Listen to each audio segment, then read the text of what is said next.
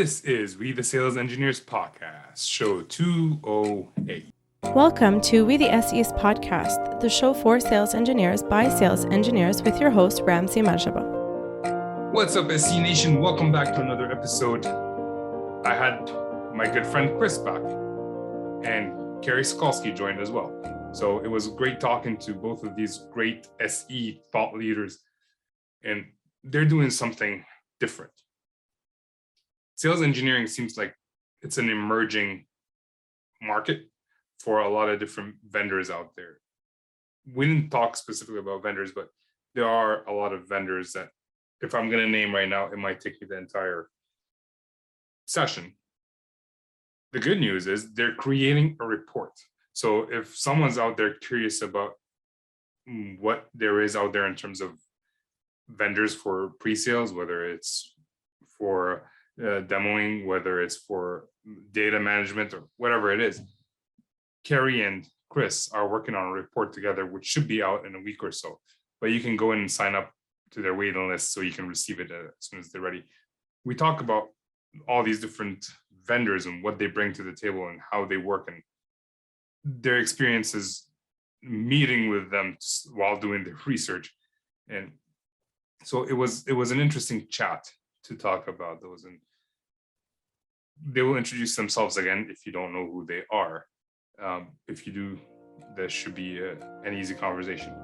So that's it. Let's just jump into the show, and I'll see you after the show. Good morning, Kerry and Chris. How you guys doing? Very well, sir. Thank you. Excellent. Good morning, Ramsey. How are you? I'm excited. Two of my favorite SE leaders are on the same Zoom thing, Majig. Flattery will get you everywhere, my friend. Yeah, I love it. Well, I'm happy you guys are here.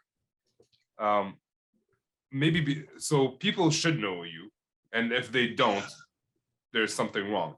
But let's do a brief intro, maybe starting with you, Chris, who you are, what you do, and how many times have you been on this podcast?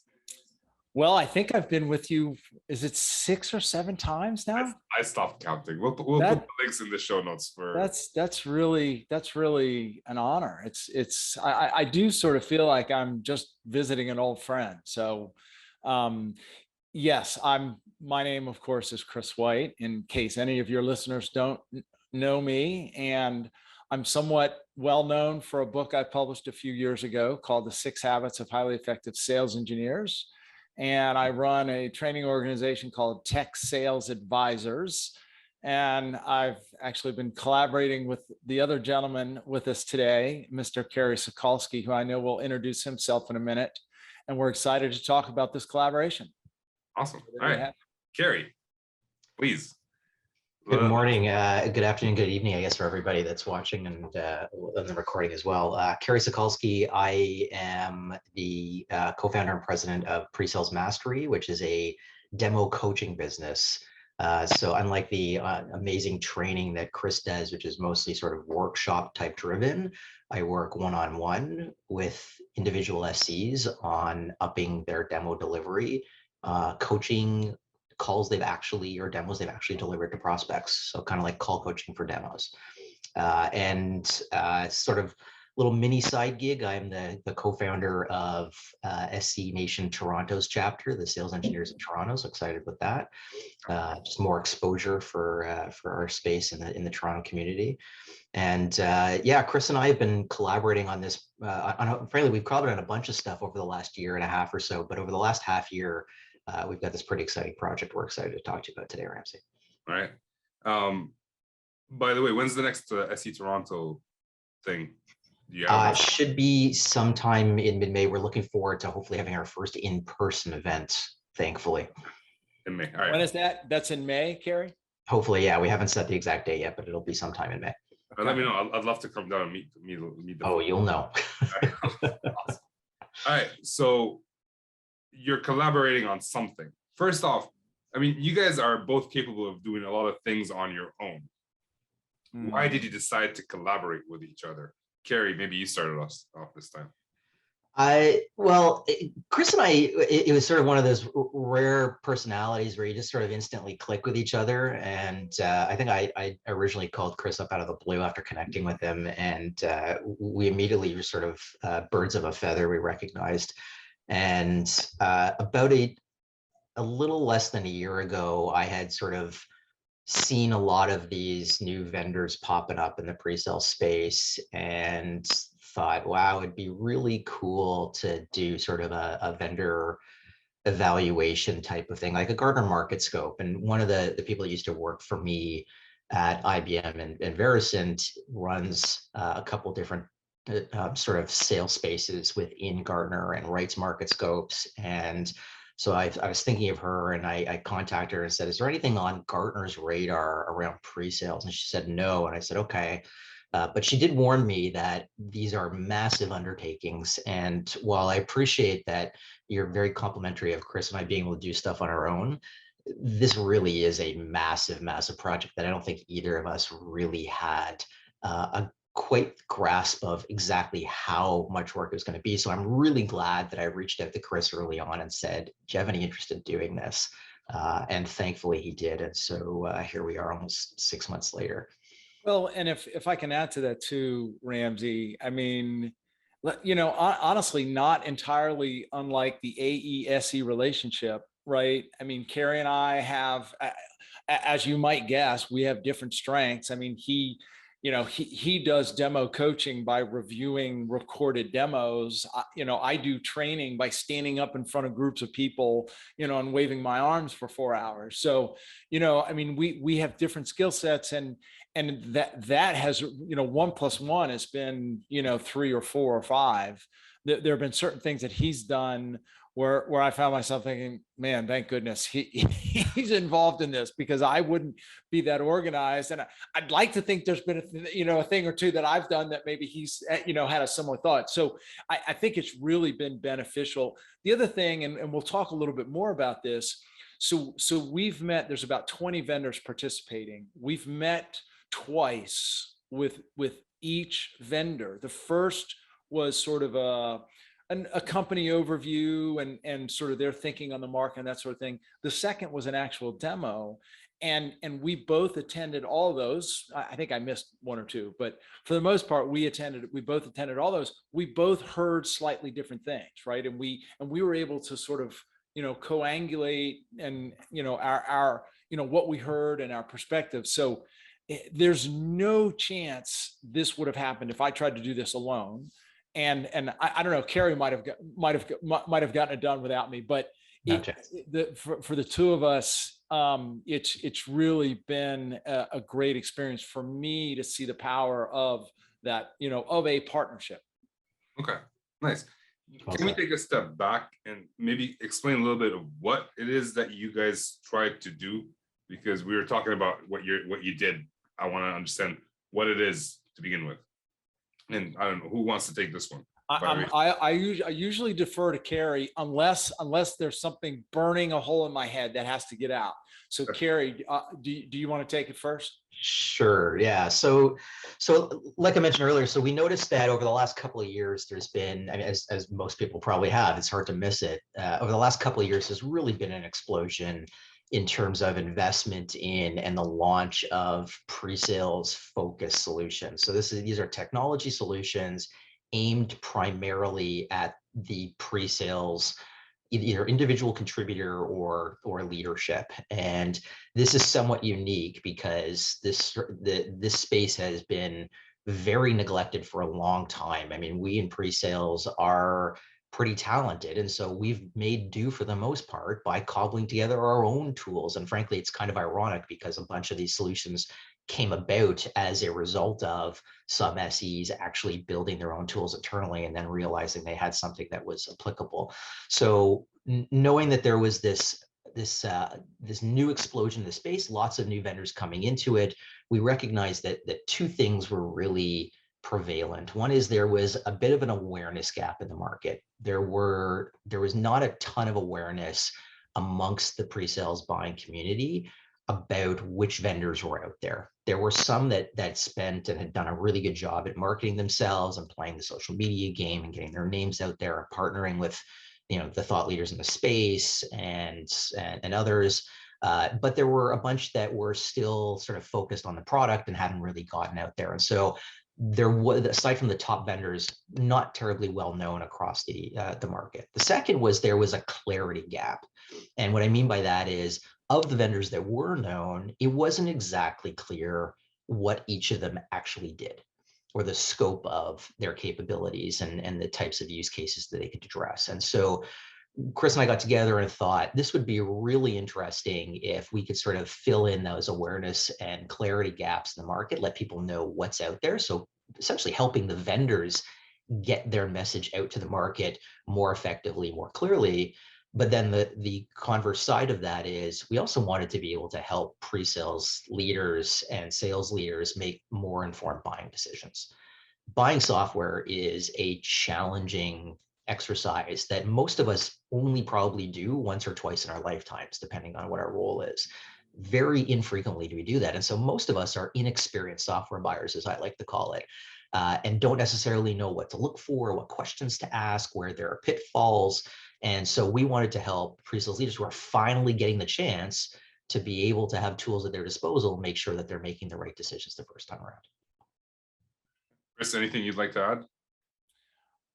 Just at the end of the day, the pre-sales buyer's guide does two things. Number one, it helps the players and really it enables the vendors in this space to get their message out to this community and to this market in a concise, direct manner. Number two, it helps pre-sales buyers, so pre-sales leaders, sales leaders who are considering investing in automation for their pre-sales teams.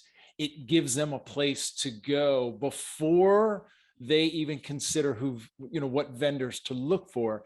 It gives them a place to go to help understand the landscape and understand the market and really the benefit, the challenges that these tools are designed to address and the benefits they can expect to realize as a result. So when someone looks at you guys, and the thing that they see is that, Chris, you're a trainer, you help SEs get better at sales engineering in general. Kerry, you're a coach focused on demos. And I know you said you want to do this to help the SE community, whether it's the vendors or the buyers. But what drove you to want to actually spend more? I mean, I know, Chris, you work almost 27 hours a day. And Kerry, we haven't talked about it, but we talked about how much work you have. Why would you want to spend more time working to do this? It's honestly a question I think we've both been trying to answer for ourselves for the better part of 3 or 4 months. The first thought that comes to mind, Ramsey, is we sincerely saw a gap in the market, and we wanted to step in and fill that gap. That was number one. Being fully transparent, we thought there was a revenue opportunity here. And to be very clear, so far, there's zero revenue involved. None of the vendors have paid to participate, and we are not going to charge for the report.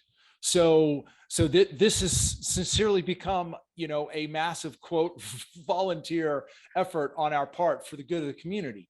Now, is this something that we hope will draw more attention to our businesses? Of course, right? And are we considering revenue potential or revenue opportunities sort of, downstream? Of course we are. But I think sort of in the, or from the perspective of a true typical sales engineer, I see a problem. We see a problem. We saw a problem. We saw a need. Let's go fill the gap. And I think that was really the driver. Okay. All right. So this is going to be maybe a ridiculous question, but out of all the demos that you've had, how hard was it for you not to jump in and correct them on their way of doing things? Or because you guys are the experts, right? Like, Go ahead, Kerry. I'll let you start with this one. Yeah, I'm sure we could both jump at this for about half an hour. So we did Zoom meetings with everybody, obviously, and invariably at the end of each of these meetings, the vendor would drop off, and Chris and I would stay on and debrief on what we had absorbed and seen and thought. And almost to a T, I think we were, for most of the vendors, we were rather surprised, I'll put it that way, that solutions that were for the most part built by people in pre-sales, directed and sold to people in pre-sales, and being demoed to a pre-sales coach and trainer were not as well delivered as we would have expected. I guess is the nice way to put it. It was interesting. Yeah. So we found ourselves, I think we both did this because we both took copious notes during these particular these calls, is we found ourselves making notes on their messaging, their delivery, their value props, the product that they were showing us, their demo models they were using with which to show it, to the point where we actually have a fairly extensive set of feedback for these vendors on how they can improve their delivery, their messaging, their product, et cetera, where we've already spoken to a few of them. They're going to take us up on, basically hiring us to give them that type of feedback. So it's kind of ironic. It was certainly top of mind for us. And if I may, the other side of that coin, I have a couple thoughts. First of all, to Kerry's point, these are pre-sales professionals who have built pre-sales tools for a pre-sales target market, and yet they even struggled certainly at times at giving a compelling sort of value focused meaningful demo, which just draws attention to the fact of how bloody hard this role is and how bloody hard this job is, right? So let's just start there. The second is we were really impressed with all of the products, and all of the products have capabilities that are of significant benefit to organizations. We were really impressed with all the people that we met with. And honestly, I think there were probably a time or two, if not more, where both Kerry and I were finding ourselves thinking, why in the world did we not get into that part of this business instead of this? Because really, I mean, it's such a wide open space and there's such a need. And look, that we have seen some really compelling capabilities, some really clever ways of automating and scaling some of the things that we do. So look, is there arguably room for improvement? Of course there is, for crying out loud. Kerry actually did a demo coaching of one of my demos, about a year ago, and he had feedback to give me. So, I don't think any of us are above it, but there's some really impressive capabilities that I think people are going to be excited to learn about and hear about. Okay. So Chris, who had the best demo? If you can single one out, can you think of anybody, or you don't want to say that? I can't. I'm not going to divulge. Oh, I'm not sure. I would say there are probably, we create, and I think it'd be worthwhile to talk about the five. We're calling them focus areas or five subcategories that sort of emerged as a result of doing this. We didn't enter this project thinking there were five categories. In fact, we entered this project thinking we were going to have more of a funnel sort of, like stages of a funnel framework, and then a framework for management and oversight. But what we ended up with was five subcategories, and we'll talk about that. But that being said, I would say there were probably one or two in each of the subcategories that sort of rose to the top. But of course, we're not going to call out any individual vendor by name. Well, I wasn't going to ask who's the best product. I just want to see who we can learn from. If someone wants to see a demo from someone, a good demo, but we can talk about that offline if you want, or not at all. So let's talk. The next question was going to be what are the categories? What are the problems that are being solved by these different vendors? Because most of us don't even know that there are vendors out there. So I'll start, and then I'll let Kerry come behind. As I mentioned, there were five subcategories, and as it turns out, I ended up focusing on 3 of the 5 subcategories and the vendors that are in those 3 categories.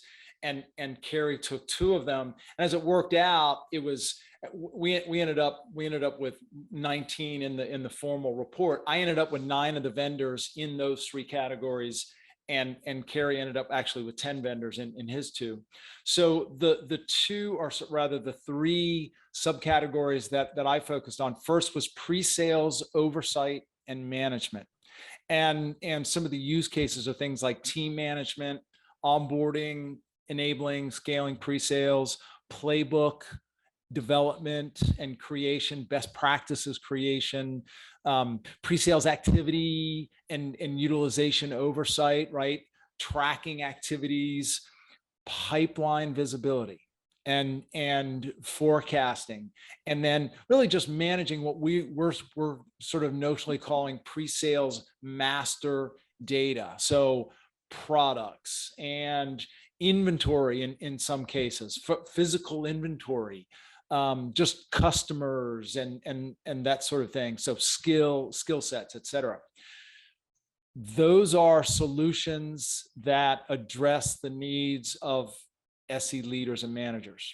The second category is pre-sales, what we're calling pre-sales opportunity execution. You might also think of it as pre-sales opportunity automation.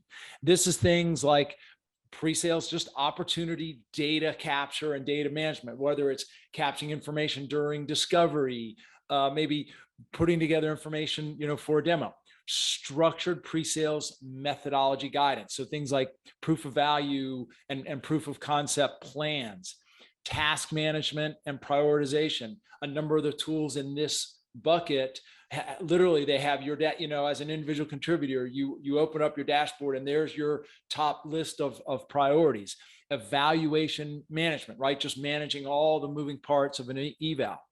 The ability to identify product gaps and communicate back to the product teams, and then just internal and external collaboration. Some of the products even have a collaboration portal with customers. The third bucket or third subcategory that I had is response and knowledge management. So this is sort of typically thought of as like RFP, RFX management, the ability to ingest questions, automatically match against common, responses. But then there's also the ability to just, I think one of the vendors said, we solve the let me get back to you problem because I can click and get an answer right now out of the response management repository. So those are the 3 areas that I focused on: pre-sales oversight and management, pre-sales opportunity execution. And by the way, those 2 are close cousins. Most of the vendors in one are also in the, or most of the tools in one are also in the other. And then response and knowledge management.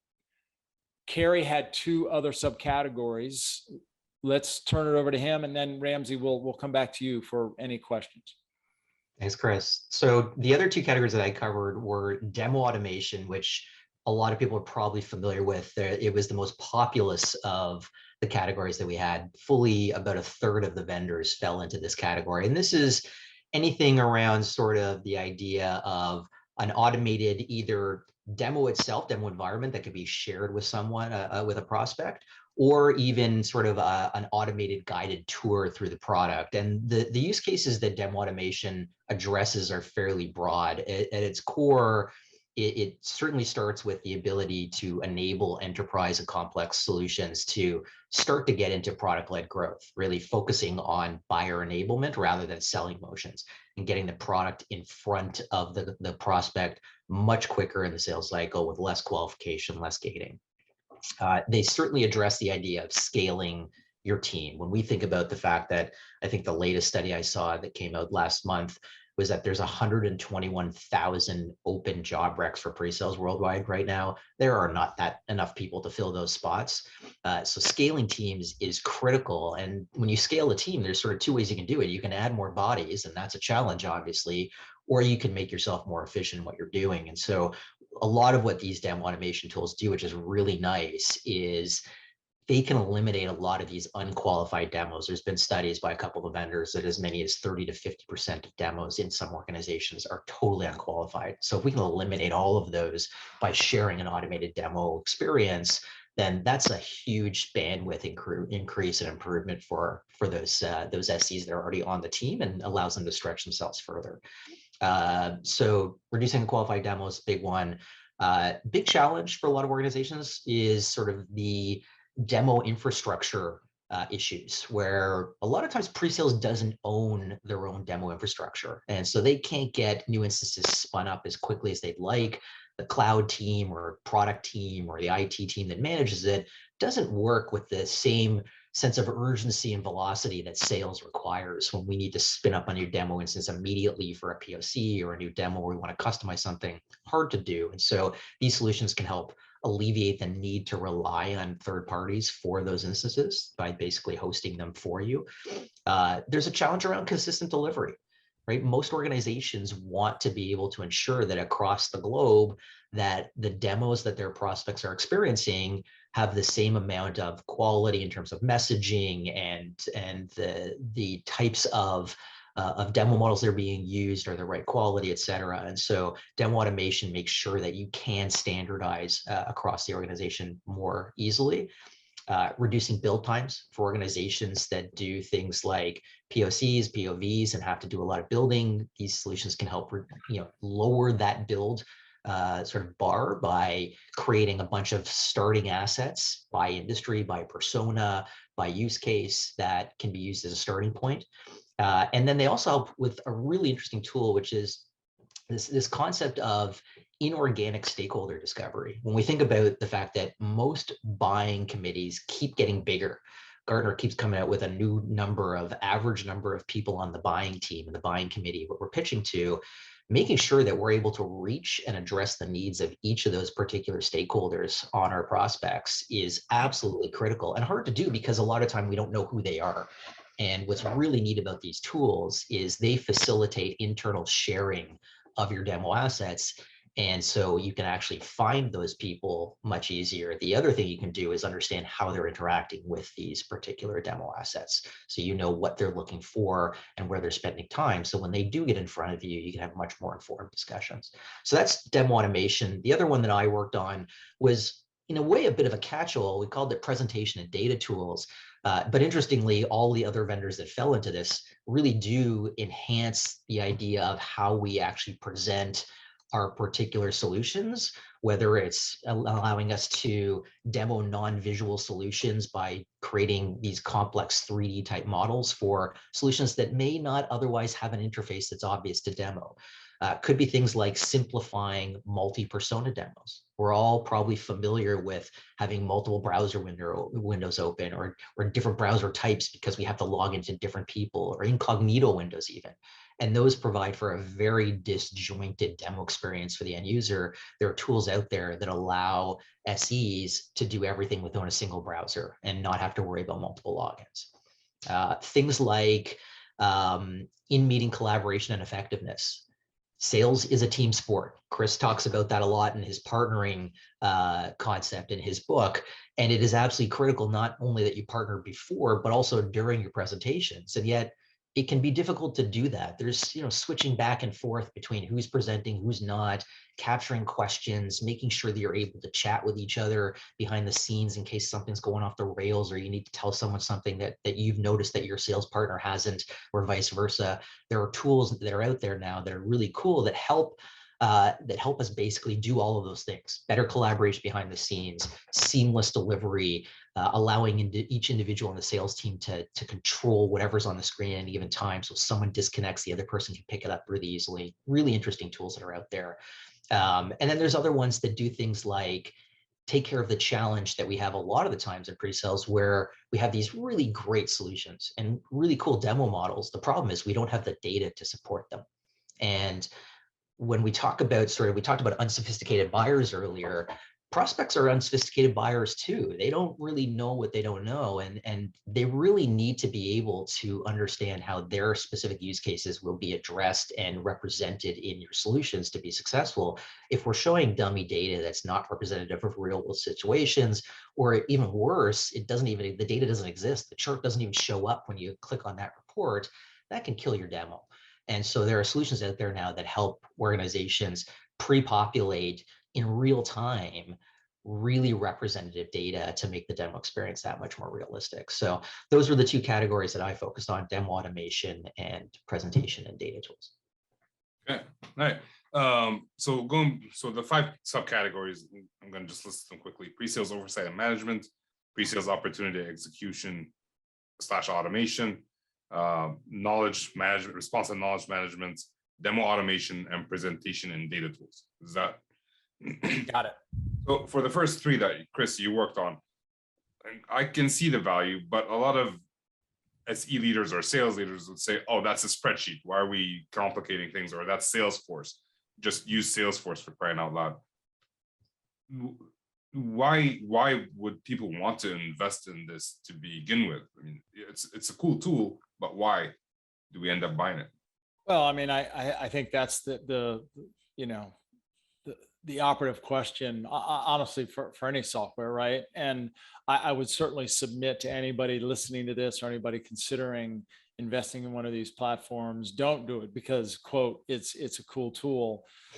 Why you asked quite a few questions there. Why this? Why not Salesforce? First of all, pre-sales, we have our own process separate from sales. We have our own stages. There's information that we need to both capture and track when we have the primary responsibility, or at least have a primary responsibility in the sales engagement that doesn't necessarily belong in or doesn't need to be in the the CRM. More importantly, and particularly, let's talk about pre-sales opportunity execution. The tools really are designed to help pre-sales function better and capture all their information in one place, follow a predefined set of best practices, collaborate effectively with colleagues.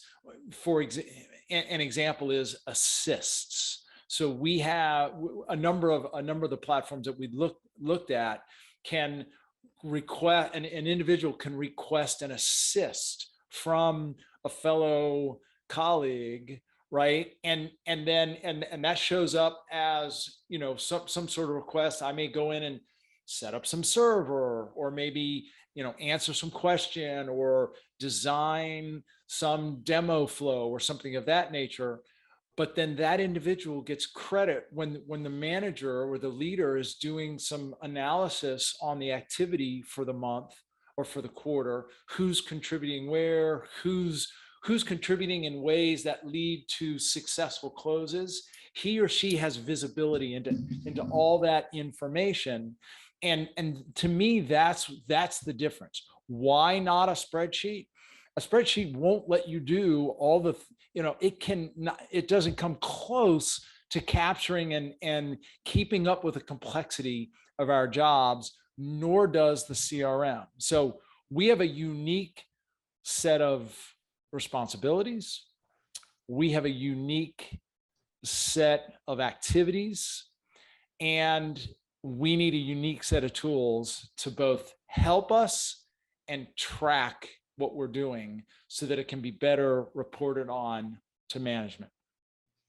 And Ramsey, I want to add one thing to what Chris said, which is Chris and I are well aware of this because we sell into pre-sales organizations, but pre-sales very often does not hold budget, right? We're beholden to the sales team's budget or enablement's budget. And because of that, it's really difficult for pre-sales leaders to be able to effectively advocate and communicate the specific value that we bring to the table in order to justify investment, whether it's in a new tool like these or even in headcount, for example, right? Or a retention plan to save that SE who's getting recruited out to a million different organizations like is happening right now.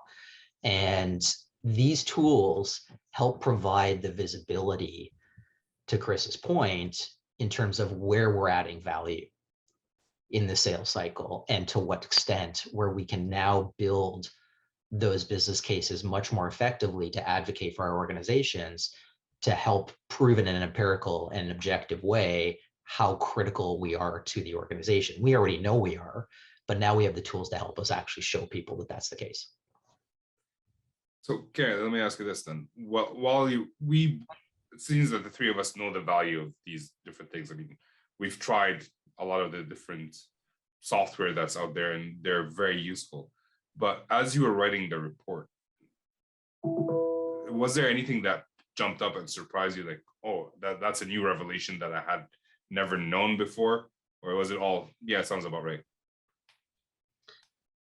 Wow, good question. I think there were certainly capabilities that we've seen across the different focus areas that were really unique, that we hadn't thought of before. I mean, the nice thing about it is this space is pretty brand new.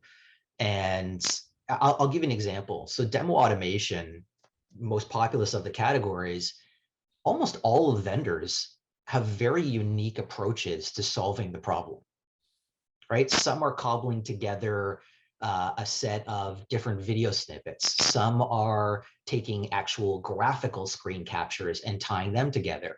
Some are capturing screen captures, but in an animated sense where they're tracking the movement of pixels on the screen.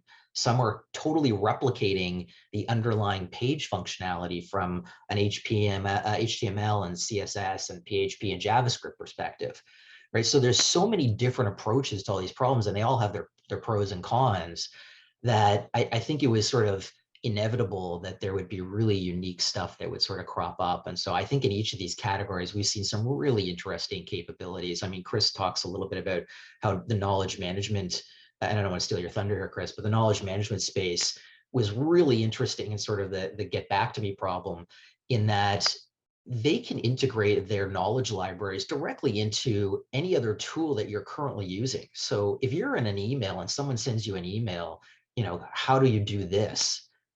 I don't have to go find someone else to answer that or send that email off or tell that person I'll get back to you, whatever it is. I can immediately do a text search on exactly what's been sent to that email from within my email client, and it'll pop in the answer that was already been vetted by other folks in the organization, where I know I'm giving the perfect answer right away in seconds. So there's a lot of stuff that we saw that we probably hadn't thought was going to be either present or useful, that was really mind-blowing in terms of how much more productive it can make individual producers and pre-sales leaders. Chris, did you have a similar experience? I did, and Ramsey, I think you've heard me reference the quote, the term, the disruptive truth a couple times. It's one of my favorite terms. And look, we uncovered a few disruptive truths ourselves along the way. One of the disruptive truths for me is, and Kerry touched on this a moment ago, demo automation is as much discovery automation as it is demo automation, because really demo automation is designed to provide the sales team more information about what the customer is interested in and what the customer's intents are before the face-to-face meeting, so that when we actually do have the opportunity to give maybe a bespoke demo, a customized demo, that we have insight into who's involved, who's interested, and what are they looking at, right? And we have that without having to have those discovery conversations, because we have that insight. So that was an eye-opener for me. There were two other eye-openers that I think are worth mentioning. The first is that the maturity of the company and the maturity of the product aren't necessarily aligned. What do I mean by that? One of the vendors in our study has a product that is about 10 years old, and yet they're one of the most nascent companies as an organization.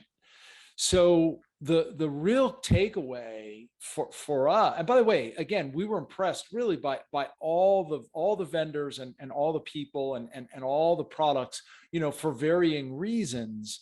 But anybody looking at these products, you really need to look at the company, the people behind the company, and the product itself, and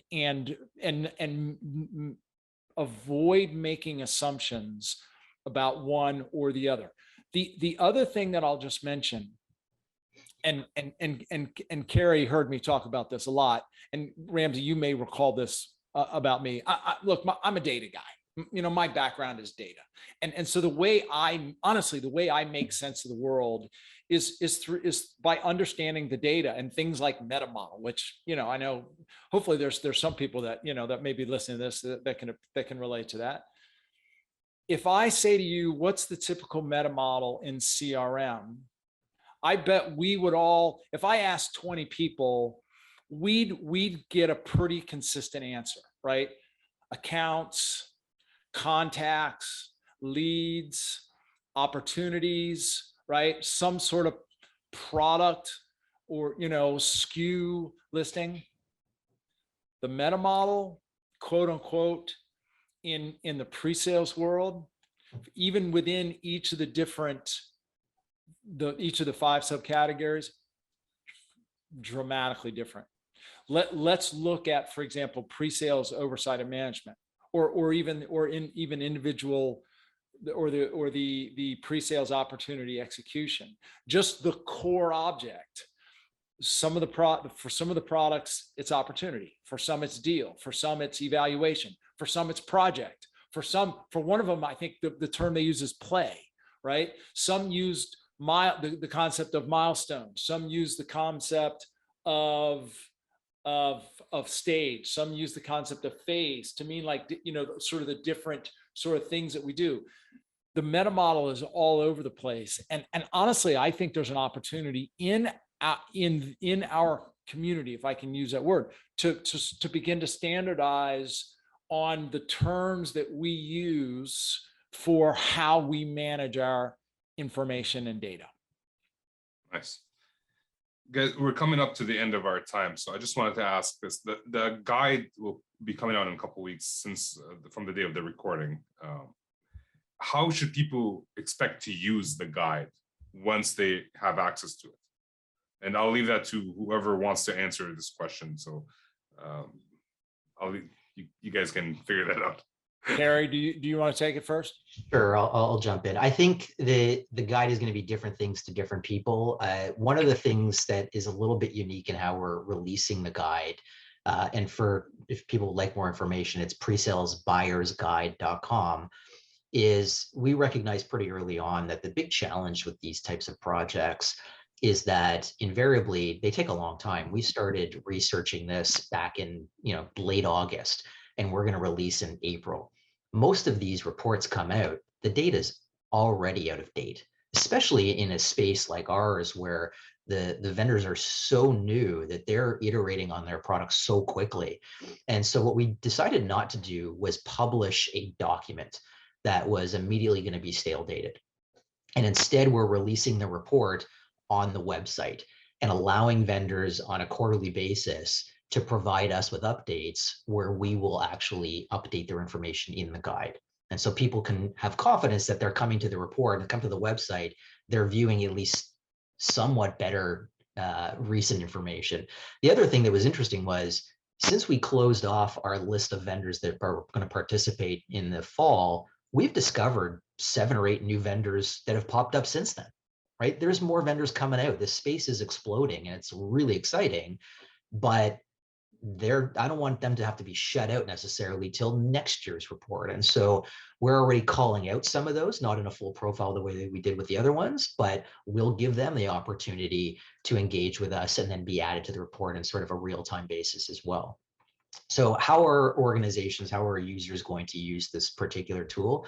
We hope they're going to use it to become a little bit more informed just in terms of not only just the scope of what's out there, but better able to sort of recognize what these focus areas are. The reason we think the focus areas are so important is we think it's going to help pre-sales leaders better frame where they should be focusing their efforts and their investment dollars to solve what are the biggest problems for them internally. Because without that framework, it's really hard to say, what is my biggest problem? I'm not really necessarily sure. And so we really wanted to create sort of this framework to help them make those decisions a little bit easier. And so we're doing a pretty detailed write-up on what each of these focus areas are, to help the leaders identify them and then help them decide which vendors they may want to consider if that's the particular focus area they want to help solve within their business. So you're not recommending specific vendors. You're just saying these vendors are great at this. They may lack at that. So, and people can make their decision what's important for them. Great point. We are not doing the market scope plotting the vendors on a grid for market leaders and laggards and things like that. While we're evaluating the vendors in terms of their solutions, their technology, their company, et cetera, we are not grading them in any way, shape, or form. The market is too young, things are changing too quickly, and frankly, we wanted to be as inclusive as possible to give pre-sales buyers the best possible objective information. And so while we did detailed profiles on each vendor and we call out notable features and where their strengths are, we are not plotting them against each other on a chart from that perspective. And Chris, did you notice that what's important for you is also the same thing that's important for Kerry, or were you kind of like different, have different outlooks on the same possible vendors? Yeah, really good question. I think we had quite a few similarities, but we also had very different perspectives. And honestly, we were looking for different things. Kerry, my sense is Kerry is a little bit more process oriented or process oriented, as the Canadians say. And I'm more of a data guy. So, and honestly, I mean, that's why I think to a certain degree that's why the subdivision or the division of labor sort of fell the way it did. Certainly the three areas that I worked on are more sort of data focused, data driven, and the as the name suggests, process automation, and the other tools are a little bit more sort of process oriented. There was one more thought that I had, and Kerry touched on this, but I'll sort of emphasize it again, and that is for anyone thinking or considering investing in tools or in automation for their pre-sales team, their pre-sales function, I would encourage people look at the category and understand and consider the categories first. Do you need demo automation and discovery automation? Or do you need to scale your pre-sales more from a structure and best practices perspective, and give your sales engineers a tool that would help them better manage their information and capture their information on a day-to-day perspective, right? And give you as a pre-sales leader visibility into who is working on what, and what are the combination of activities and demo collateral and information that are consistently producing wins, and how can we leverage that to define best practices, right? Those are two very different things. I really would encourage people to start there. And then the only other thought, and this should come as no surprise to anyone, but don't purchase a solution without thinking through your process. Unless you already have or unless you've thought through your process and your methodology and your approach, just buying a tool is not going to magically give you structure, right? If you're just going to automate, right, a potentially broken process to begin with. And of course, like for most of us who sell software, that's what we tell our customers, right? So why should we be any different? But we didn't talk to a lot of the customers of these vendors, but sort of anecdotally, we've talked to a few, and we have in fact heard a few people say, yeah, I mean, we we bought the tool before really thinking through our process, and surprise, surprise, we sort of automated a broken methodology, and it made us really take a step back and rethink things. So that was my final thought. That's great. For some reason, the thought that popped in my head as you were speaking is automating chaos, basically. Yeah. So, all right, guys, this has been great. We're at the end of our time. I really appreciate both of you being here and talking about this. And you already said the website, Kerry, but you want to say it again, just in case people missed it the first time. Where can they go in and find this guide? Presalesbuyersguide.com. We will be releasing in a couple of weeks, sort of mid-April, for people watching the recording. For those that want to check it out beforehand, go online to the site, sign up for our newsletter, and you will be notified when we do launch. Okay, awesome. Thank you guys for being here. We'll talk soon. Thanks for having us, Ramsey. See you. All right. Well, thank you, Chris. Thank you, Kerry, for coming on again. It was great talking to you. So I'd be curious to hear what everybody thought about the different subcategories. The fact that some of the vendors that they're working with who sell to pre-sales have some work to do in terms of getting better at their messaging to pre-sales and that sort of thing. I just thought that was funny. And I am very curious to see what their demos looked like. So yeah, that's it. In case you're wondering, on a side note, by the way, very bad segue.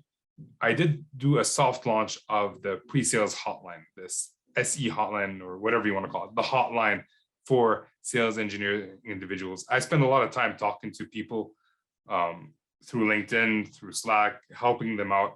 And it was not scalable. It's just too many people to try to answer. So I did create a service where people can sign up, get assigned a coach. Right now it's me because there's no other coaches out there. Well, there's a lot of people who are interested. Just I want to make sure that I get everything up and running before we start adding coaches to the service.